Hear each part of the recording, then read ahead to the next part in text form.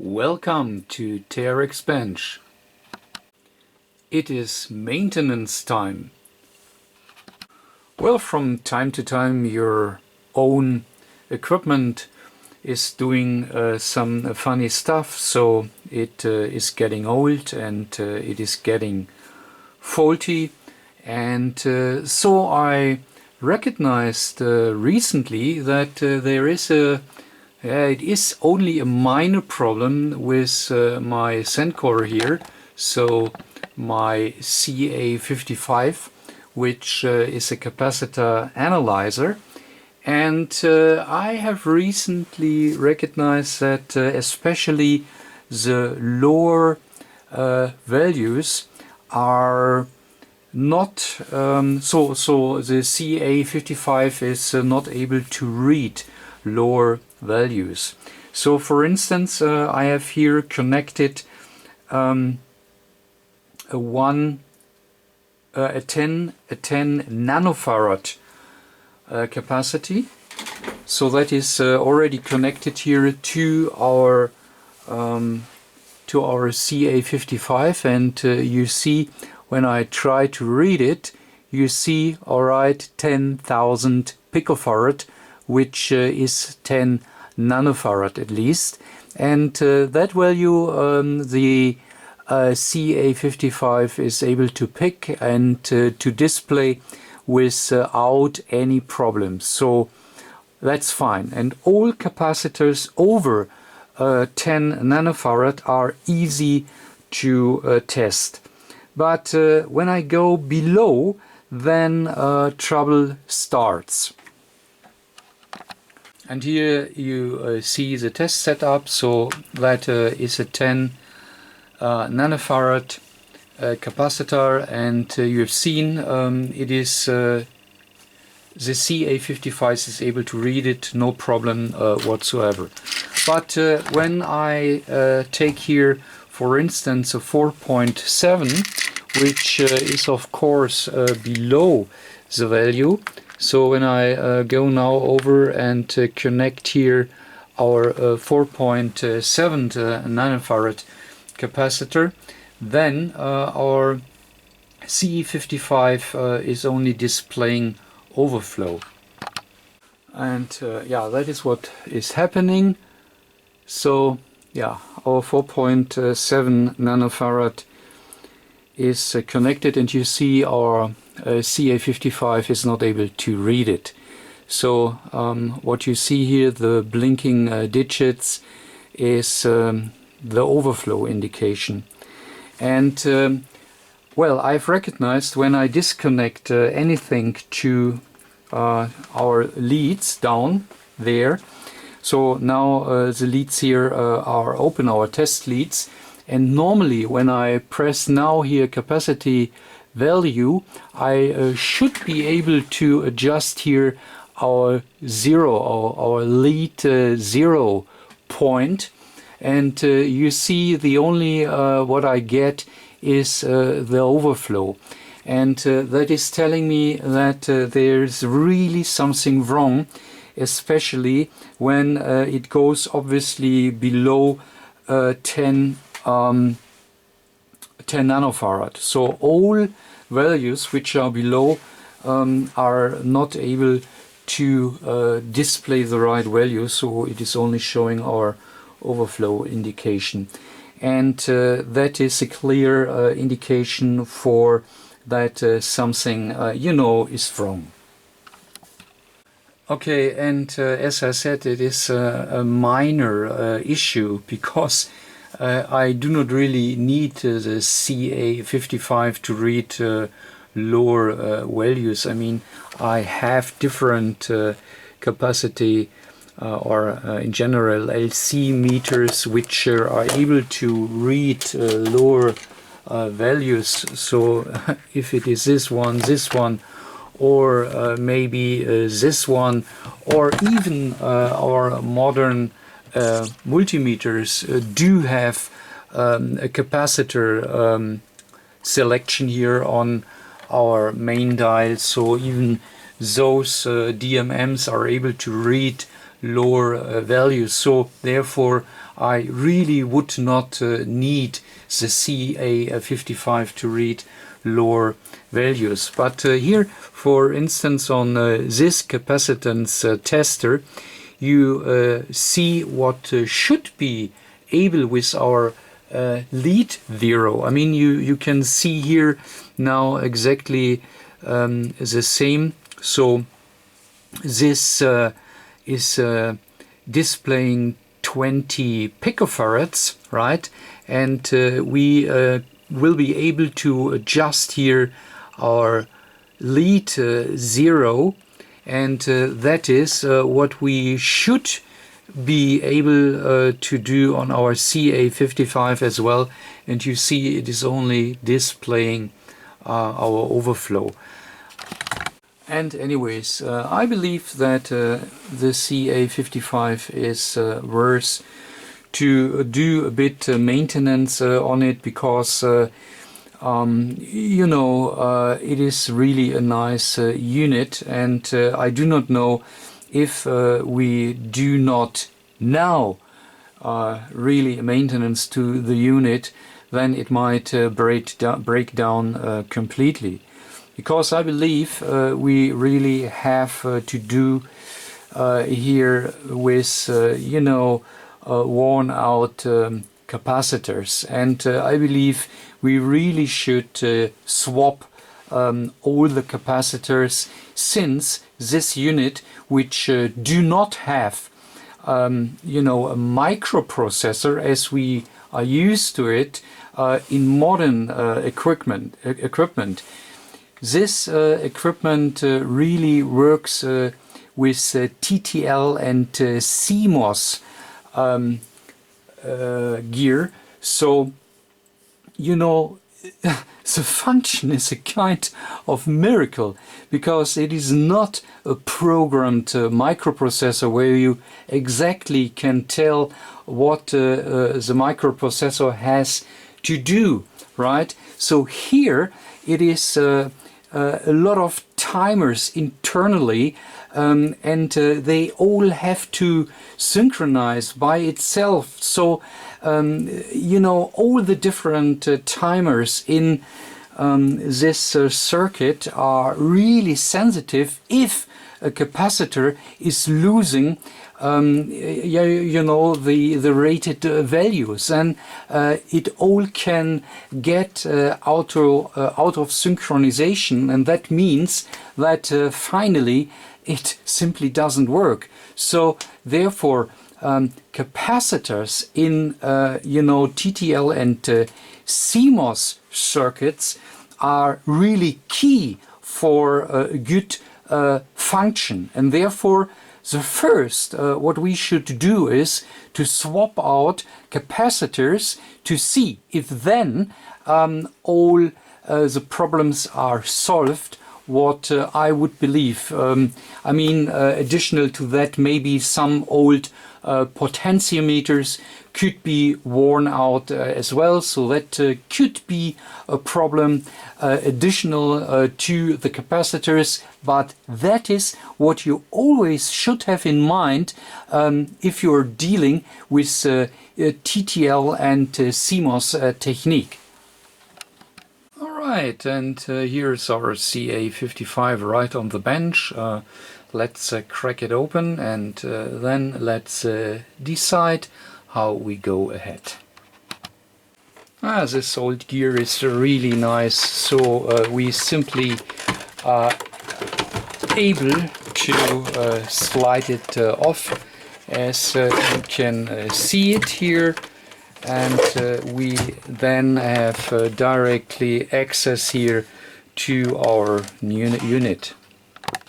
Well, first of all, let's have a quick look onto our schematic. I mean, first of all, you see that it is really a nice big piece of paper where we have our schematic on. So that is what is really helpful if you get schematics like this with a unit, right?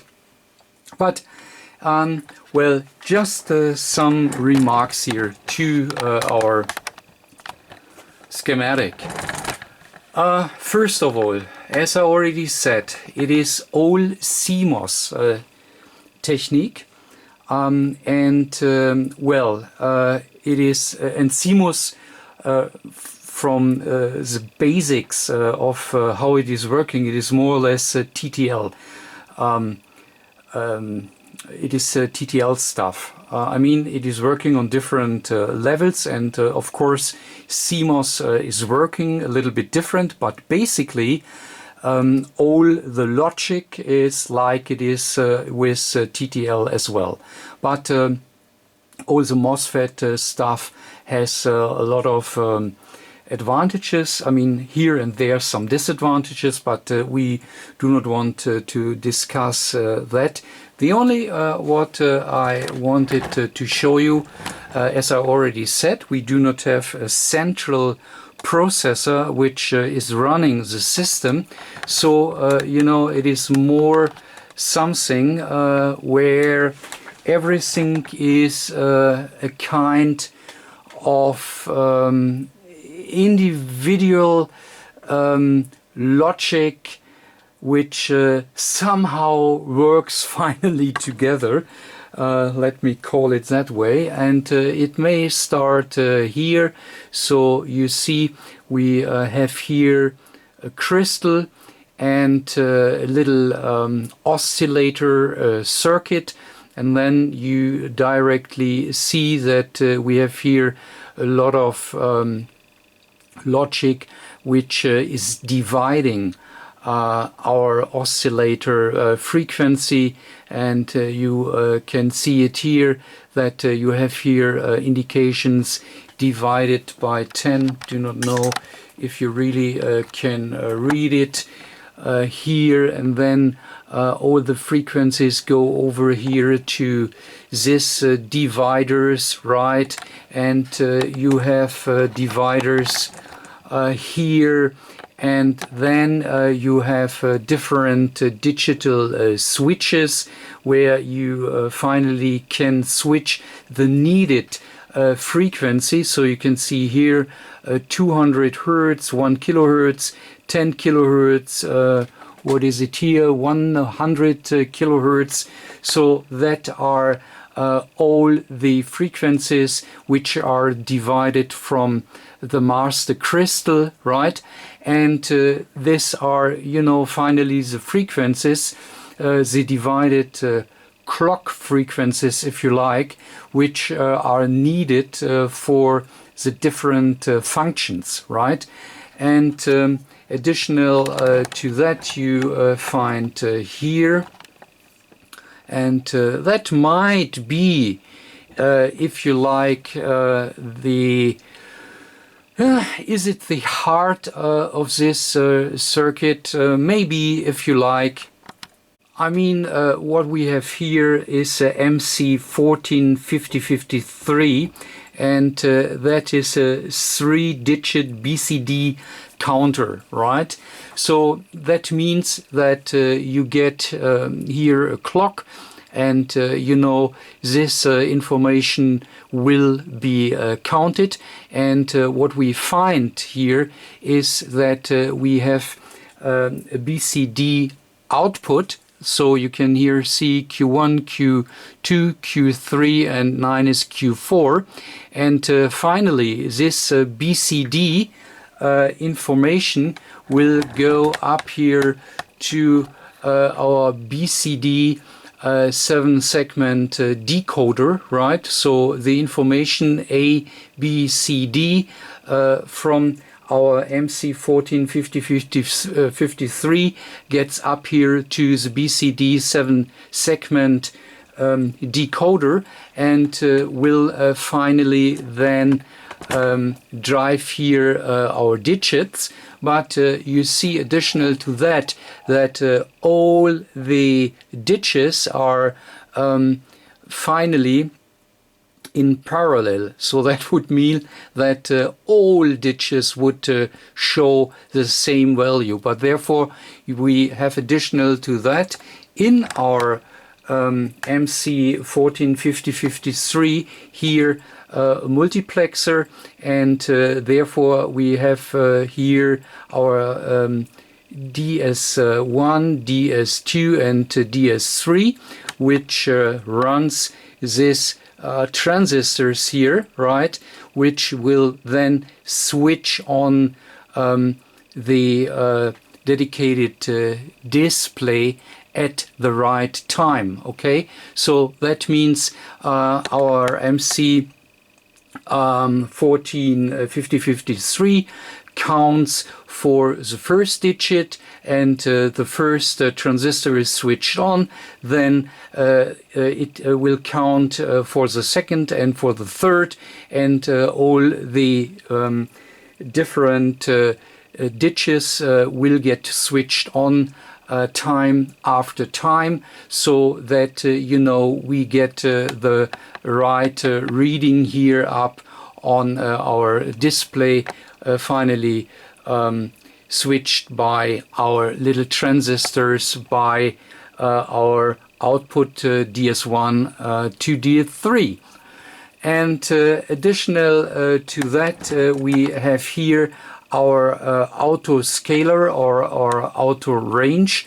So as long you connect a capacitor to your unit, then our 4017 MC4017 will auto range the unit, and you then switch here between this different measure resistors, and you see the resistors here are 1% precision resistors, and therefore the unit is finally working as an RC counter, because it is a charging time which the unit is counting. So with you know,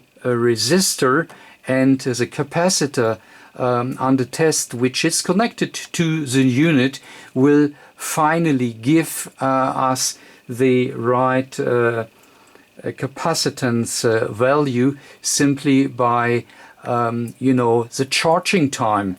And so our unit is counting the charging time, and then will display the respective value here up at our LED display. So that is how it is working, very rough, or roughly, or yeah, so just to get an idea how it is working. And therefore a lot of timers are here working somehow together. So you see timers everywhere. So you see here, for instance, capacitors within here, some logics, and we have those timers everywhere here in our circuit, all over. We have important timers running here the system. And for instance, here we have our zero lead just, or better said, this here is our lead zero. So that is our pot which we have at the front panel. And here inside we have our pre-adjust, right?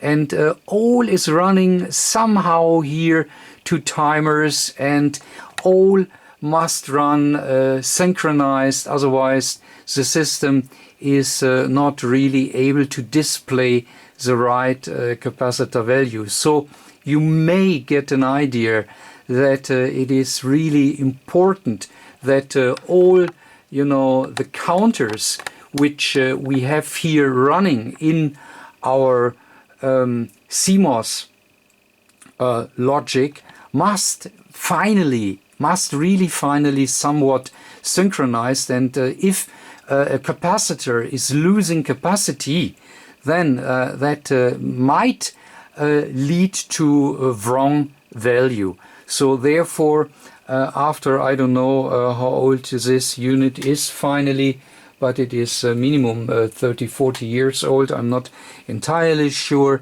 but after that time you have to expect that capacitors are out of tolerance, and therefore, I mean, that is the first we do. We simply swap out the the critical parts first, and then let's see if our unit will work precise again. And when we go down here to the unit, so we can see a lot of capacitors, titanium here for instance. There we have titaniums, and down there we have titaniums, and all are involved somehow in timer circuits. Here we have 5% tolerance Mylar or Müller capacitors, which are also involved in timers. So that is what we really want to swap, because when they are running out our 5% tolerance, then that is already critical for the entire function. And of course we have to swap out here our electrolytic capacitors for sure. And of course we have to check out here the potentiometers, so maybe that they are worn out as well. And that will be finally our first step to hopefully bring back here our unit to full function. Alright, and we are already in the process of dismantling here the unit. So you see we have already off here our display board, and now we need to lift out here our board to finally have access to the solder side of the board to go ahead with our replacement. So the board is out, and we can now easily work here on it. But first let us swap out here the old electrolytics over there, and then we can easily go here to our PC board. Okay, so first step is done. Our new electrolytics are in. And I mean, you see that the old one already, dried out, and you see that the ends here are bulky, and so it was really time to swap them out to new one at least, and that is what we have done. And now we can go ahead with our PC board. Now we start our approach here on the board, and therefore first of all I mark all capacitors where we start with. So that will be our first approach to swap out all electrolytics, tantalums, and as well here our Müller or Mylar, don't know how you pronounce it, because as I already told you, that are the capacitors which are involved in the timers, and therefore let's go ahead with this, and then we can see if we have already a change or not. As you easily can see, we really have new capacitors in. and we really can go and test. So let me bring back here our board into the chassis, and let's see if it works or if there is something additional we have to address. Alright, so board is back in, and yeah, it is not completely assembled right now. So here our switch for leakage current is still out. But yeah, I had to perform the zero testing, or not only the zero testing, so we had to perform here our zero adjustment, our inner zero adjustment. So now when I'm pushing here a capacitor value, you see that now it moves here to the nano, to the picofarad area, and you see now we are really zeroing out. So once again, so you see that it is switching over. So here in the middle, that is for microfarad, and the upper one is for picofarad, right? And you see that it is going up to the picofarad, and now it is going to 0 with the minus in the front, and that is what our maintenance manual is telling us for zero adjustment. And of course I have here my outside pot, but we had to do first our inside adjustment on the pot, which is inside, for doing the presetting, and that is then here the fine adjustment, if you like, for yeah, finally zeroing our lead out. Okay, and for test purposes, I have already connected, and you can see it here. I have here our little capacitor, which is a 22 PF capacitor, and let me connect it here to the second lead. So now it is what is here going on with my focus? So now it is connected, and now let's test if we are getting close to our 22 PF. Okay, so I've repositioned the camera, and now let's do here our test. So you see it is moving, and have a look, 21.3 picofarad, and yeah, that is telling us that our capacitor tester is definitely back working. So that is simply great. Okay, so our next step is now I put back here our selector switch for leakage current here back to our housing, and of course I have to reinstall here our shielding, which goes here over our sensitive components inside the chassis, so that the noise get reduced a little bit, because you know a noisy environment can be harmful for reading, especially a low a capacitor such as our 22 PF. So okay, let me bring that all back, and then we do our final assembling. Okay, so our leakage switch is back, and more important here, our shielding to reduce noise.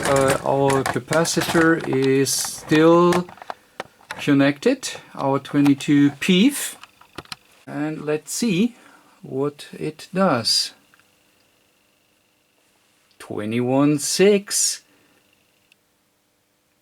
So you see it is definitely back working. So you see here the test cycles running internally.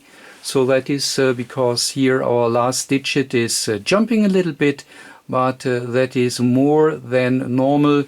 Remember, we are really testing here a very low capacity, only 22 PF, and yeah, that is awesome. And now our unit is back fully working. And I've put here our 4.7 nanofarad capacitor here back to the test lead. So remember, that was the one which we tested at the beginning, and the meter was not able to read it.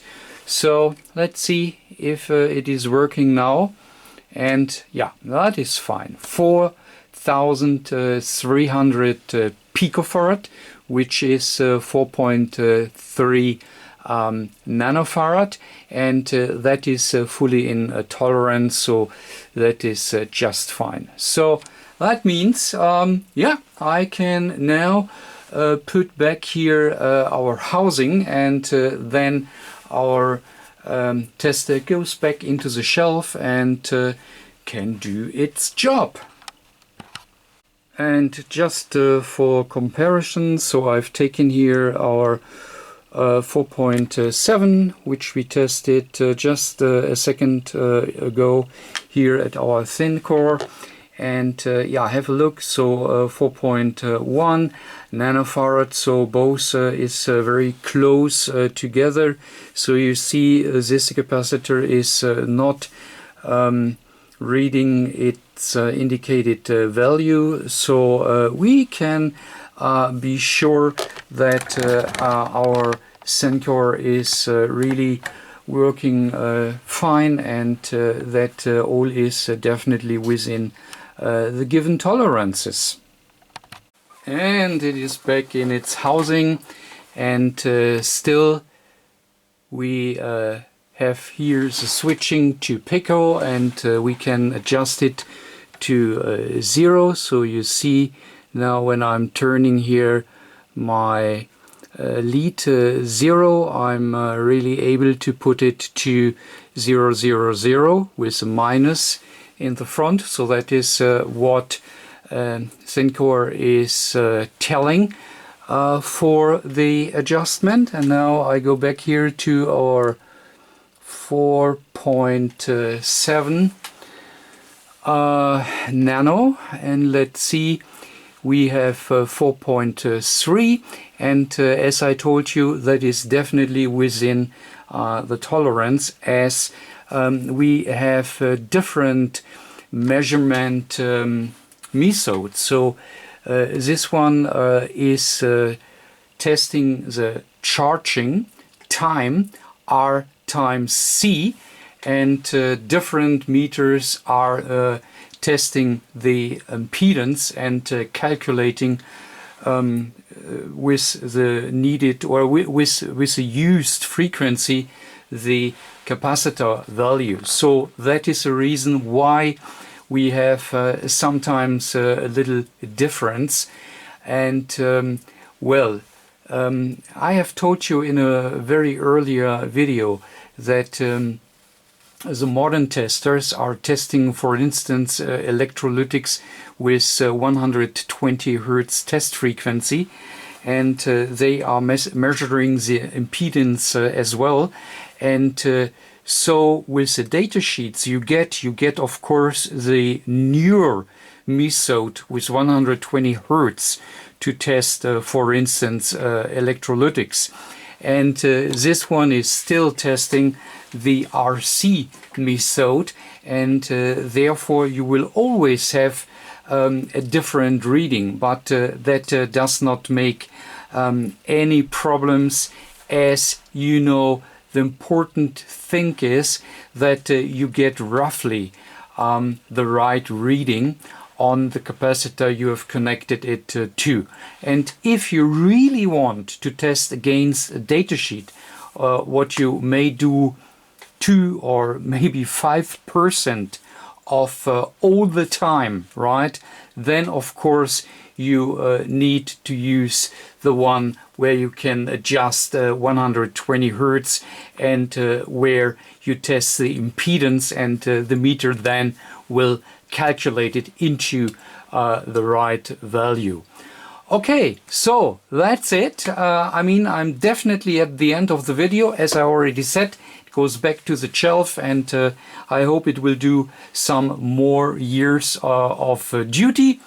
And therefore, thanks for watching. You have seen what the impact of yeah, some old capacitors can be. And yeah, thanks for watching once again, and catch you next time. Bye.